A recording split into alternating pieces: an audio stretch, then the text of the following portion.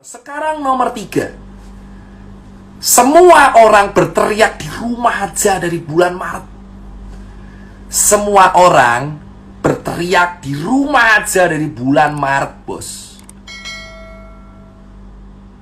Hah? Semua orang berteriak di rumah aja dari bulan Maret. Terus saya tanya ke kalian, kalau orang kaya ya akan bertahan.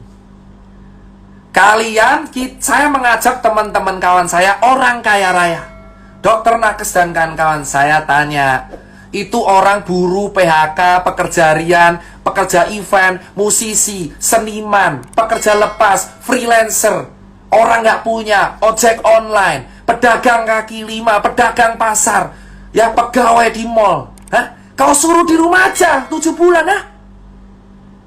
Kau suruh 7 bulan di rumah aja tanpa solusi, suruh jaga jarak edukasi. Saya di lapangan dibenturin, bro.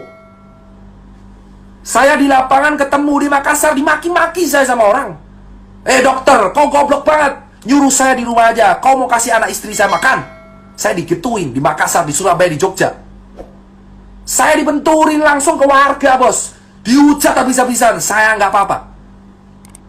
Sekarang saya tanya, kalau edukasi kalian cuma mentok di rumah aja, ini orang mau dikasih makan apa, bos? Ini orang mau dikasih makan apa, bos? Hah? Kemarin dilarang event, bos. Event dilarang, nggak boleh ada musik. Event dilarang, nggak boleh ada alat musik. Hah? Event dilarang, nggak boleh karena ada musik, nggak boleh ada apapun, nggak boleh ada apa. KPU membuat peraturan. Pilkada boleh, kampanye boleh, ada konser boleh maksimal 100. Kau pikir aja, bos. Kenapa nggak dari lu aja sekalian buat kampanye ada COVID, ha? Kau pikir aja edukasi di rumah aja selama 7 bulan tuh makan pakai apa? Bela negara. Memang bela negara 7 bulan nggak makan, coy. 7 bulan nggak makan, anjir.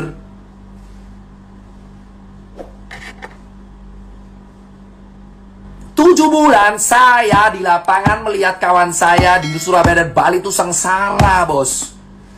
Kenapa saya bisa bercerita? Karena saya 7 bulan di dalam sistem. Anda mengatakan, saya kenapa bersuara sekarang? Karena saya mengamati sistem.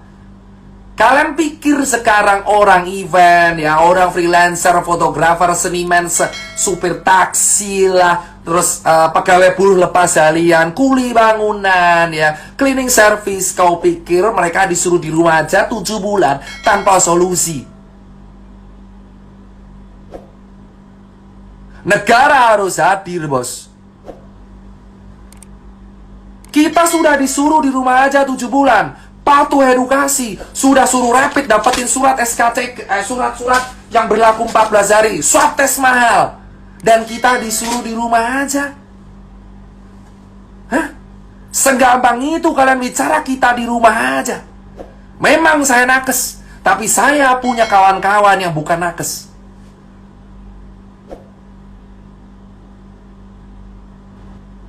Kalian menyuruh orang-orang miskin di rumah aja. Hah?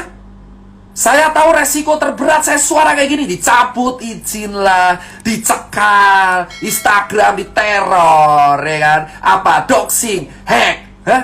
Atau apa? Saya dituntut pasal-pasal karet. 7 bulan saya udah cukup, men, di dalam sistem. Lalu saya akan bersuara kepada kalian. Saya tanyakan kepada kalian, setiap dokter, setiap perawat, setiap relawan, setiap pejabat, tanyakan pada diri kalian, ini orang miskin 7 bulan disuruh di rumah, mau dikasih makan apa? Gabah? Hah? Saya peduli sama nakes karena mereka dibenturin. Saya di relawan tuh dibenturin, bos, sama orang-orang yang gak tahu apa-apa. Saya diskusi sama ojek di daerah Kebonjeruk, mereka berkata, kita udah gak dapat orderan selama seminggu, mau makan pakai apa? Cicilan hancur. Bank tidak memberikan keringanan cicilan, bos. Maunya apa? Hah? Maunya apa, bos? Kita bicara logika, baru rapid swab ketiga. Topik ketiga yang kita angkat, ini orang di rumah aja. Suruh mau ngapain? Hah? Suruh mau ngapain orang miskin? Hah? Orang-orang nggak punya ini suruh ngapain? Kau cek di Bali di sana. Orang di Bali artisan tato, tukang gudang gambar, tukang lukisan, hotel bangkrut semua, bos. Hotel di Bali dijual rame-rame. Saya mendapatkan broadcastnya. Anda bisa bicara saya hoax. Saya punya bukti banyak hotel di Bali dijual. Dari mana saya tahu kalau saya nggak ada di sistem? Baru sekarang Tirta bersuara karena saya di sistem mengamati, bos. Saya malware. Saya malware mengamati, bor. Ya, di Bali semua hotel dijual, bor. Hampir semua hotel di Bali dijual, bor. Terus sekarang saya tanya, kalau hotel dijual, orang mau makan pakai apa? Anda berpura-pura semua. Influencer pariwisata dibayar untuk semua. Ada yang ke Lombok, ada yang ke Sumba, ada yang ke Bali.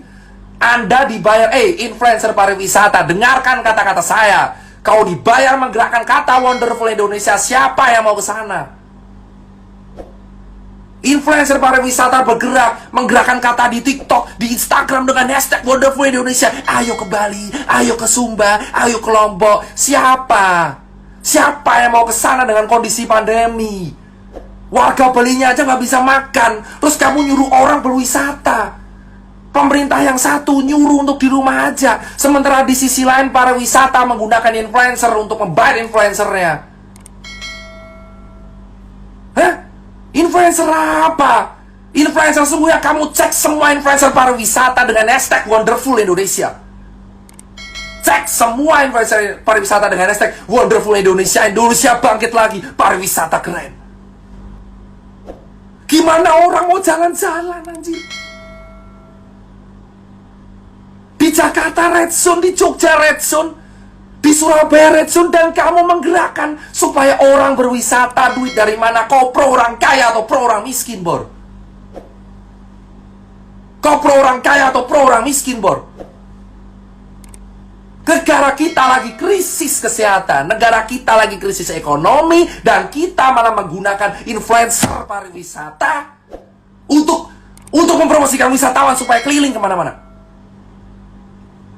Kau cek semua gerakan, bro, Wonderful Indonesia. Cek semua 10 postingan terakhir. Ada yang di Lombok, ada yang di Sumba, di Bali. Mereka dibayar pakai duit kita untuk berwisata secara gratis.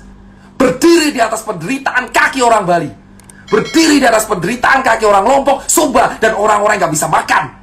Kita bayar pajak, bro. Dan digunakan untuk membayar sebuah gerakan, sesuatu yang sebenarnya tidak penting sama sekali. Hah? Semua hotel tuh dijual, bro. Kenapa kita tidak membenahi Bali dulu? Itu orang gak makan, bro. Kenapa kita malah menyuruh orang-orang Jakarta untuk ke Bali, bro? Kenapa kita tidak membenahi Balinya dulu, bos? Cek semua gerakan influencer pariwisata yang dibayar oleh pakai uang kita, bos. Uang pajak yang kita setor. Hah? Saya tidak dibayar sama sekali di sini, bos. Ikhlas saya melakukan semua. Melihat fakta di lapangan, ada orang ke Bali selfie sana sini di hotel dan berperilaku seolah-olah Bali baik-baik saja. Bali tidak baik-baik saja, bos. Kawan saya dibully, di penjara, jaring. Saya sudah cukup diam melihat dia di penjara, bos. Dia maki-maki pangan tiap hari 500 piece per hari. Saya menemui dia ada susah karena perwakilan organisasi yang meningkat saya. Sementara influencer pariwisata, promo sana, promo sini. Ayo datang ke sini, bos. Uang dari mana? Kau bisa jalan-jalan karena dibiayai oleh uang dari rakyat. Kalian semua melihat postingan keren-keren sana sini. Sementara di sisi lain teman kita hancur lebur di bawah, nggak bisa makan, coy.